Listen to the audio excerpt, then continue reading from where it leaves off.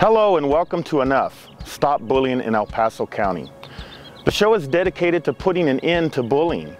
I launched the effort to stand up to bullying 2 years ago when I noticed an increase in the number of bullying incidents coming into our office. Whether you have children or not, you should be concerned.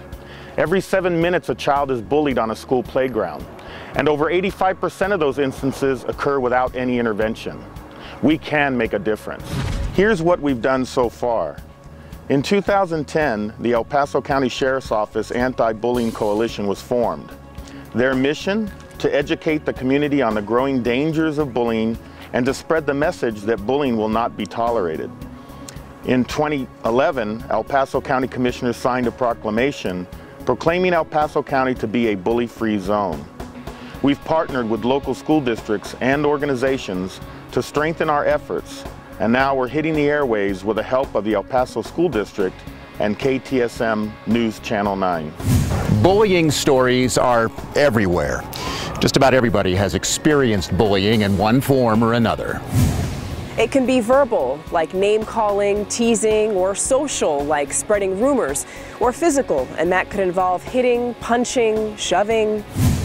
Bullying at school can happen peer-to-peer, older kids to younger ones, or in some cases a teacher, either as a victim or a culprit. With today's technology, the problem has now crossed virtual borders. Cyberbullying, it's a serious problem that can cause long-term damage to victims and to bullies. Bullying has extended beyond the classroom to our streets and online. Join us in our effort to live beyond hate and take a stand. Hello and welcome to the second episode of Enough, a show dedicated to putting an end to bullying in El Paso County. On this episode, we will be talking about teen suicide and how to prevent teen suicide. We'll also have an open forum discussion with the El Paso County Sheriffs Explorers program. But right now, joining me, my first guest is Dr. Gaytan from University Behavioral Hospital. Dr. Gaytan, thank you for taking time out of your busy schedule and joining us here today to help us better understand this issue of bullying. I have a couple of questions for you. The first thing I'd like to ask you, Doctor, is in your professional opinion, what is bullying, and why is it causing why does it cause such an emotional issue with children? Well, I think at the center point of bullying, when you think of it as a concept, it's mainly about control. And it's one child trying to control another's behaviors through his own behavior, through his own actions. And the bullying, the person who's doing the bullying is trying to exert his control and his power over the other individual and take away power from that other person. Now, doctor, they say that, sticks and stones will break my bones, but words will never hurt me, right? What kind of emotional scarring do these kids have when you don't see the physical abuse, but the words are hurting them inside? What are some of the signs that parents should be looking out for?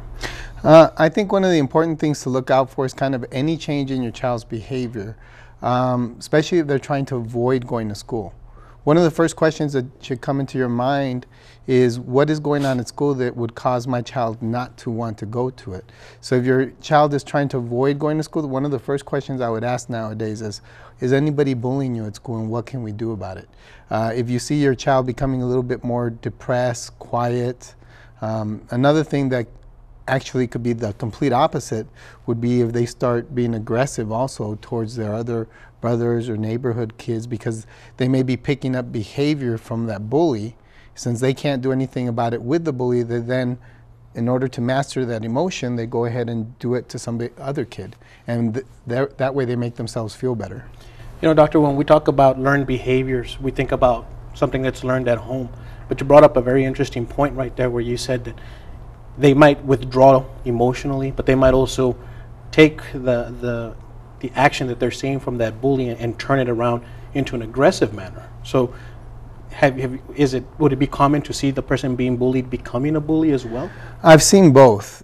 In general, people who are bullied for a prolonged period of time are not as likely to be bullies as, let's say, somebody who witnesses domestic violence a lot.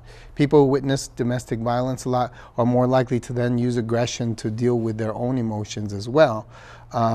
But somebody who's bullied, especially if they feel they can do nothing about it, you may see bullying only in situations where they are in complete control and dominance over the other kid. In other words, in younger children, where they can then express that emotion and get it out and say, now I'm in control of you, now I'm bullying you. And that way getting rid of their anxiety, their fear, their dislike for themselves, for allowing themselves to be bullied. You know, these kinds of things, whether it's emotional or physical statements, leave a long time scars with these kids, leave a lot of scars, emotional and physical as well sometimes. As Dr. Gaytan pointed out, it's not about the physical scars that you can see. It's a lot about, has a lot to do with the emotional scarring that one cannot see. What you're about to see is a PSA that was filmed about what a young girl might be going through with those emotional scars.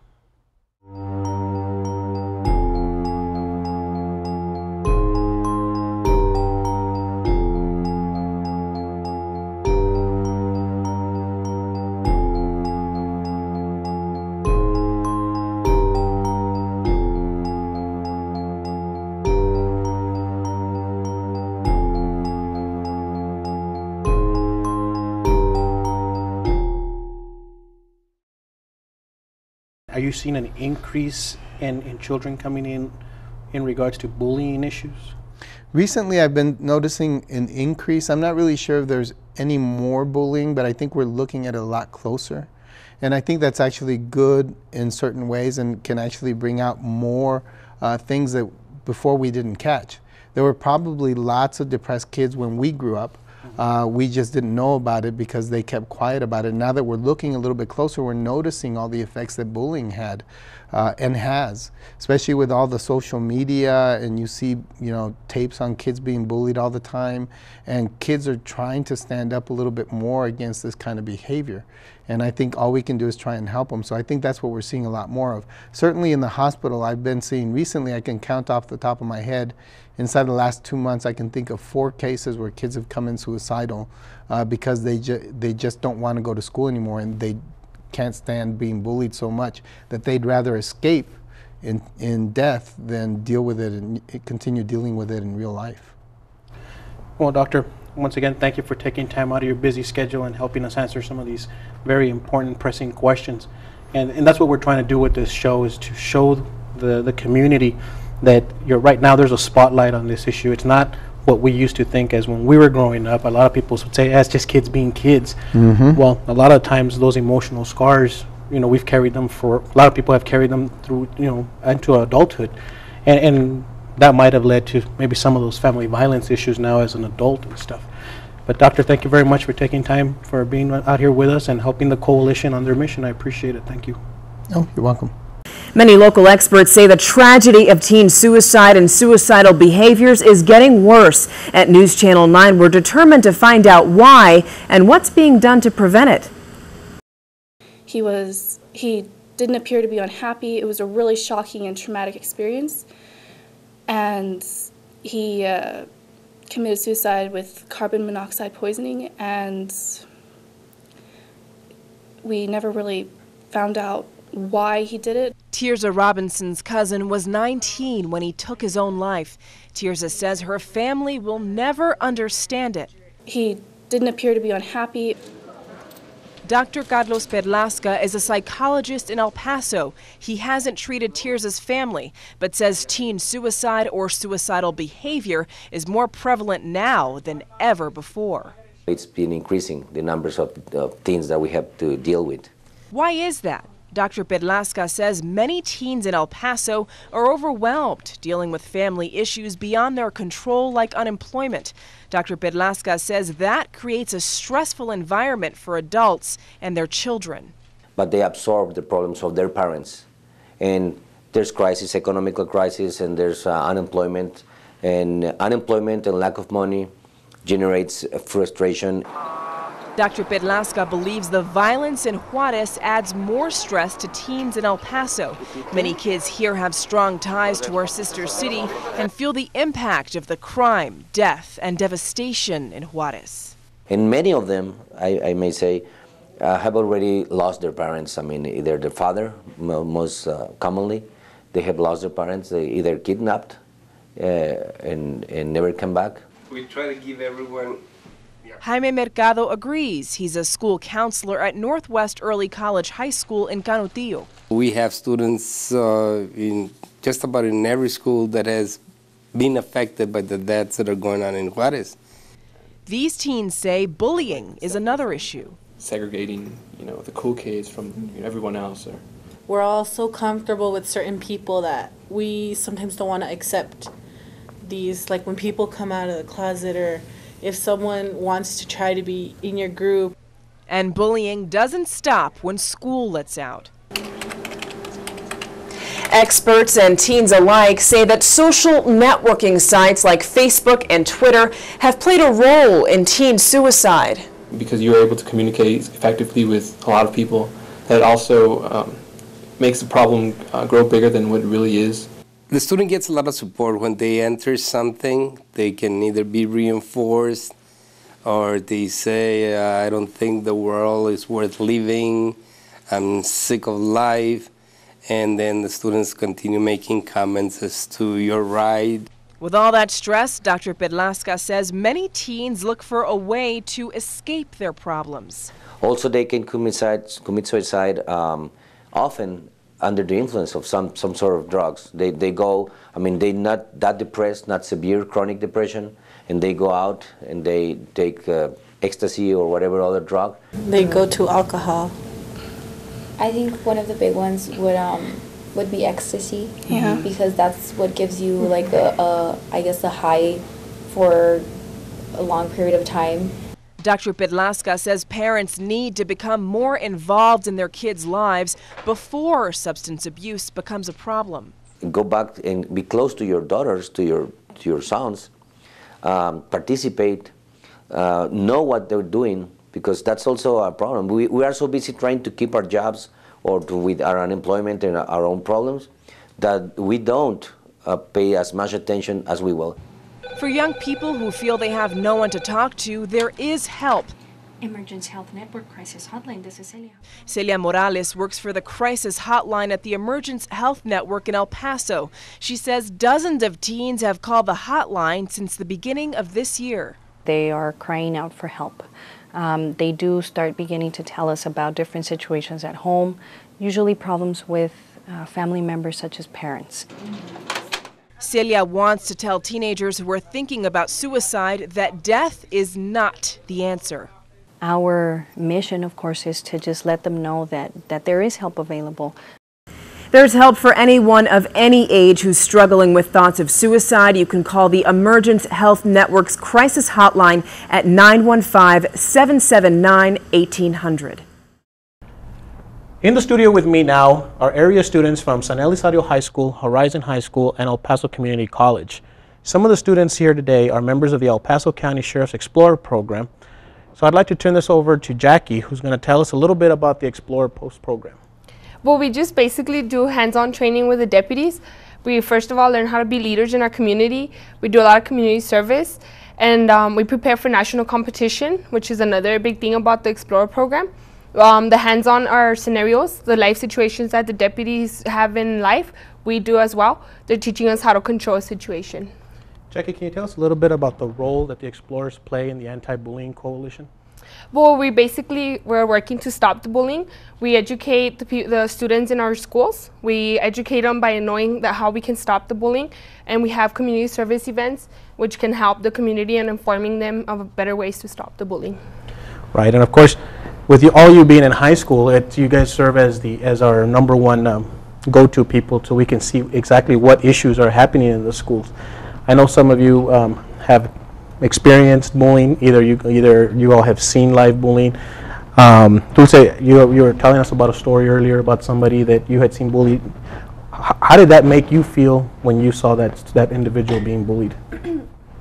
Well, it made me feel like bad about the person, but like I wanted to help, but I didn't know how. Like I would think that since times are changing, like bullying would change and all that, but apparently it won't stop. Like it gets worse and worse every day.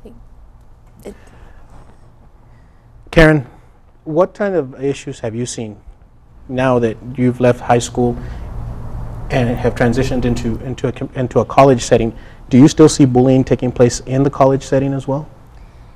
There's been a decrease in bullying. It's not as bad as it would be in high school. More of the bullying happens in high school, I guess, because you have different groups.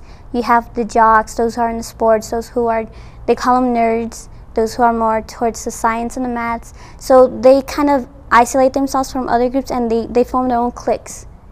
And that's how the bullying starts. You know, but in college, there isn't much bullying going on. There's been a decrease in that. You're one of the athletes at your local high school. You're really involved in a lot of the things that take place in your high school, and I know we've had a chance to talk on several occasions where you've shared stories with us. What's the most common type of bullying that you see taking place in high school? I mean, we had talked about it. It's not really a physical; it's more of a verbal and emotional type of abuse. Is that correct? That is correct. It does take most of the bullying in my high school is emotional, because I guess the way the appearances they are, the way they look, I guess that they like to satirize them. But I think that's one of the biggest things that, I mean, why people get picked on a lot. I mean, I guess it all goes by their appearance. Mariana, what kind of bullying have you seen in your high school? Personally, I've actually had an acquaintance that was bullied through Facebook, and I guess the person didn't mean it directly, but it turned into a bigger problem, and it actually started affecting her in school. So it started affecting her grades and stuff like that? She didn't allow it to affect her in school, but it was a problem, and even teachers and the administrators realized that there was a problem. I guess now that we're in that era of technology, you know, you're not just being bullied, you know, in person or face to face. Now you have, you know, cyberbullying, you know, your Facebook, your Twitter accounts. How many of you all have Facebook and Twitter accounts? I guess pretty much everybody, right?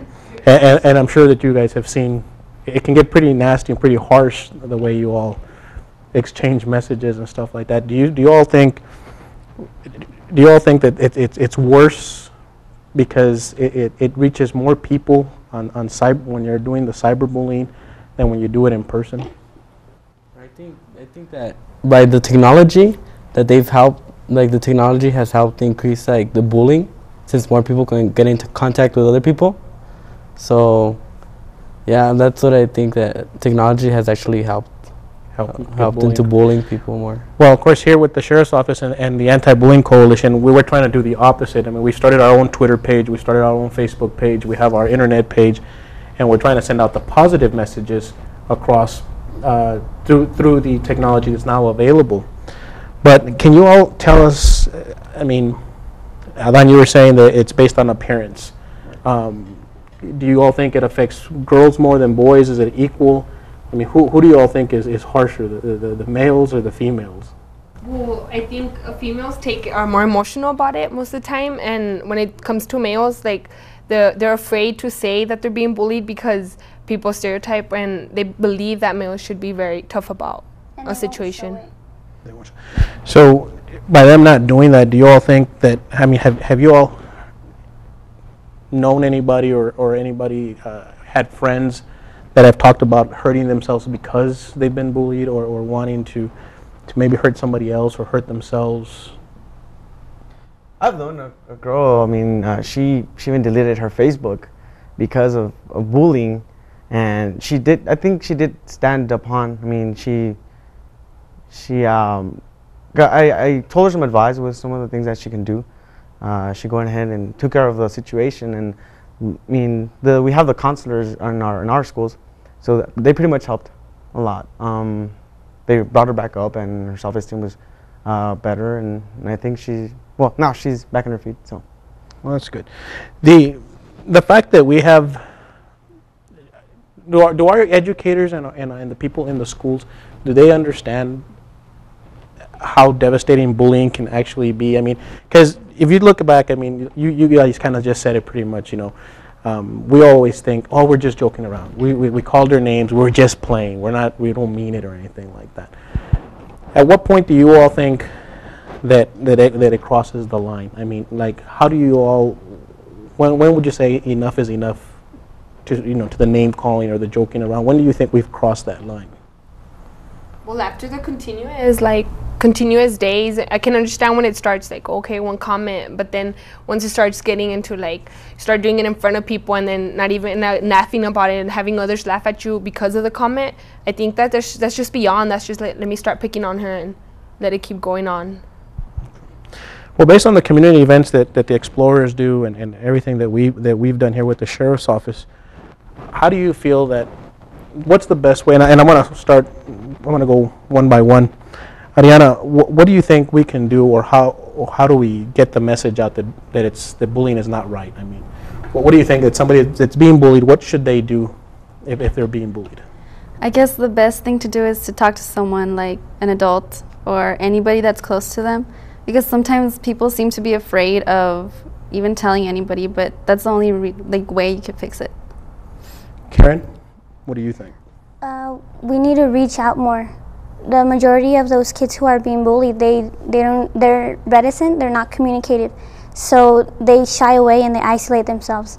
And we have to be on the lookout, sometimes not be so obsessed with it, but we have to be cautious and know what's going on around us so that we can prevent the bullying. Alana, what do you think? I mean, like I said, going back to the whole, you're involved in a lot of things there at the school. What do you think about the...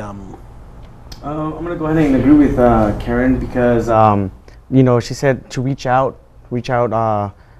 By that, I would say, putting up some presentations, if the Sheriff's Office can put up a presentation, several schools hitting up all those communities that are being affected by the bullying. I think, even the students that are there and at that presentation are going to hear from it, and they're going to, try to, it depends on the presentation, it'll be all better. Dulce, any further advice that you might have for somebody that's being bullied and is afraid, for somebody that might be watching right now? What do you think? What would you like to tell them if they're being bullied and don't want to say something? Well, I would just ignore the fact that you're being bullied or talk to someone, because sometimes the person that bullies you, if you just ignore them, that gets them that they don't care. So why even bother and focusing on the person that's bullying you, and just be yourself and don't care about what others say, and talk to people about what's happening to you so they won't let it happen to them or get to the point that it's getting really bad. So basically what you're kind of saying is basically take a stand, just and be yourself. Don't let anybody try to change you. Don't care about what people are saying, or if it's hurting you, go talk to someone and make that person stop, or confront them. Just confront them. David, what would you do if you were being bullied? I mean, what would be the first thing you do, or what do you think somebody should do? I think first I would try to tell him to stop, and then if I couldn't do, I was kept getting bullied, I would go tell someone. I would explain to them what was happening, and I think there's a lot of people out there that we can trust, that will listen to teachers and everything, and I think I would go out and speak to someone. And I think that's what bullying, that's why it's grown, because not a lot of people throw it out there. All the people that are bullied, they don't speak out, so they get bullied until it's already too late and something else happens. Jackie, you've been with the Explorers for quite some time now, so of course you've come to understand and realize that the individuals wearing the uniform, we're actually your friends and we're there to help out. A lot of the times you'll go to the stores and you'll hear mothers saying, "Oh no, you're misbehaving, I'm going to tell the cops to take you away." They're always kind of making it look like we're the bad guys. But in reality, we're not. We're there to help. And of course, what do you think parents should do to help their kids get over preventing bullying or becoming bullied before it becomes a matter of law enforcement having to get involved? Well, I think, first of all, parents need to start getting more involved in their child's education. So starting off with informing the school about the situation, letting them know what's going on before we have to take it into the big step of law enforcement getting involved.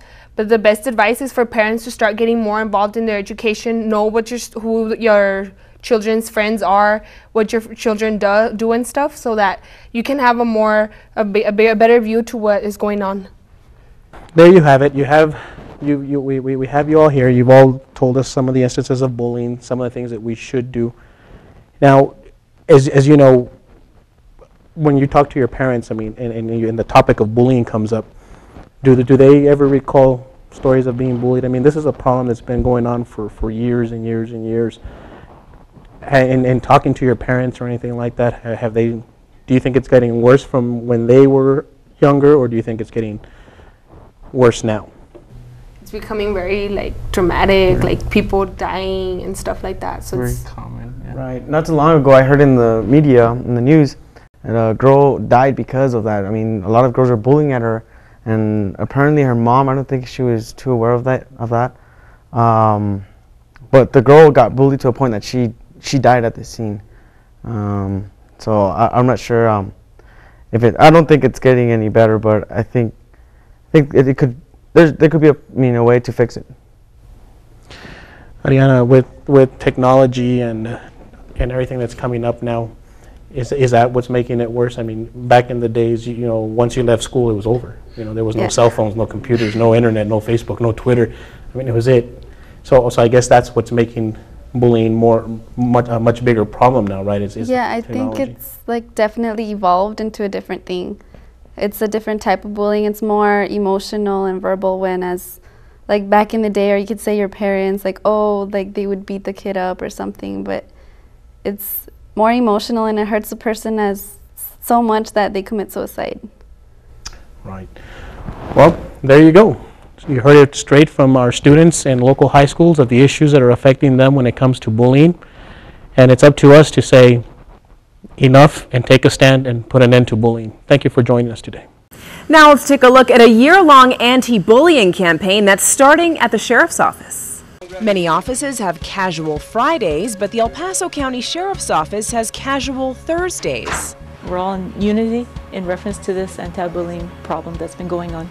And it's just to support and show the awareness that the Sheriff's Office has against anti-bullying. Chief Deputy Eddie Campa says the El Paso County Sheriff's Office is kicking off a year-long campaign to stop bullying. Part of the effort is to bring awareness to the issue by wearing these shirts that say, "Take a stand, live beyond hate." And then we have a new design shirt that's coming out here in the next couple of months that will be also wearing on Thursday. The Sheriff's Office wants to help implement anti-bullying measures in schools around the county. They want to start by assessing bullying in each school and getting the community involved to help advocate for anti-bullying initiatives. We're trying to show that, not everybody's the same. Everybody's different, and however, we all live on this planet, and we all need to learn how to get along. Chief Deputy Campa says that while bullying is an issue everywhere and can seem like an overwhelming problem to tackle, it's important that everyone, parents, teachers, and students, pitch in to help put an end to it. It's a national epidemic, and it's here in El Paso, and we want to be able to put an end to it sooner than later. Bullying has extended beyond the classroom to our streets and online.